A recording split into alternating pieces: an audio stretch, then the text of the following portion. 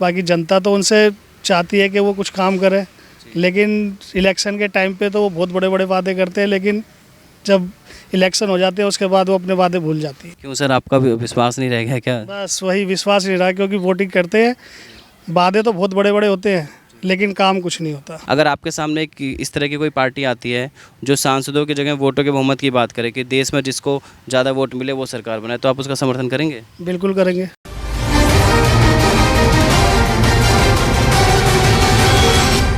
नमस्कार दोस्तों, मैं रजत तिवारी। आज हमारे साथ महेश जी हैं।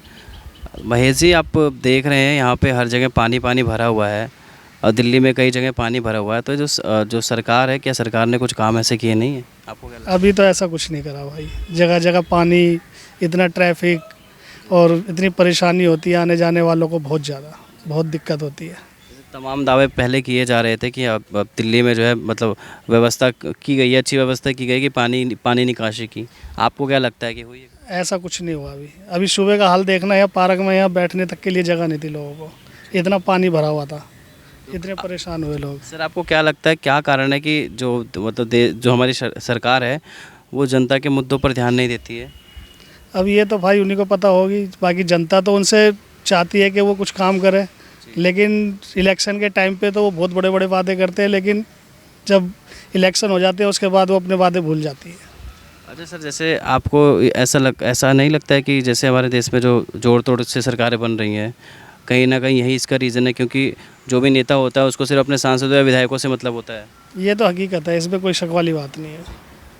अच्छा सर, जो गठबंधन की जो राजनीति होती है उस पर आपकी क्या राय है? क्या सोचते हैं सर, गठबंधन की राजनीति, जोड़ तोड़ की जो राजनीति होती है? ये तो भाई देखो, ये तो वही बता सकते हैं कि क्या है। आम आदमी इसके बारे में ना तो कोई जानता है ना कुछ बता सकता। जैसे कुछ पार्टियां हैं, जैसे समझ लीजिए कोई सांसद है, वो किसी और पार्टी से जीतता है और जीतने के बाद वो जाके किसी दूसरी पार्टी में चला जाता है, तो ये जोड़ तोड़ हुआ।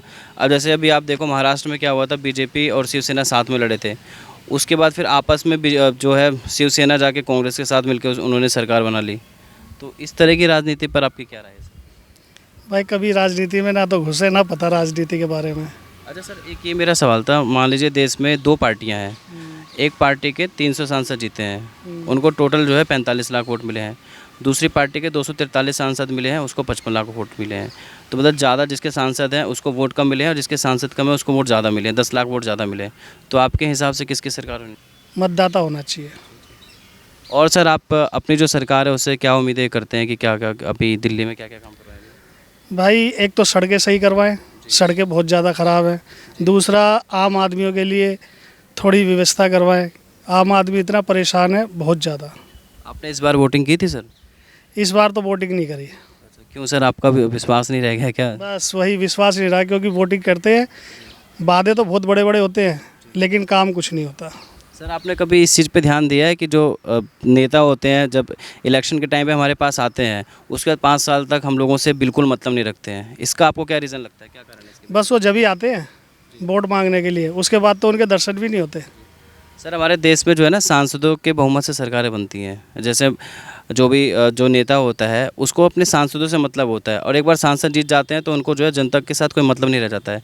यही कारण है कि मतलब जो है हमारे देश में जो सरकारें सांसदों के बहुमत से बनती है, इसलिए जनता की तरफ ध्यान नहीं जाता।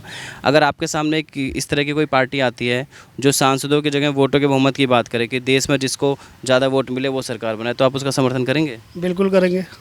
हमसे जुड़ने के लिए सर आपका बहुत बहुत धन्यवाद।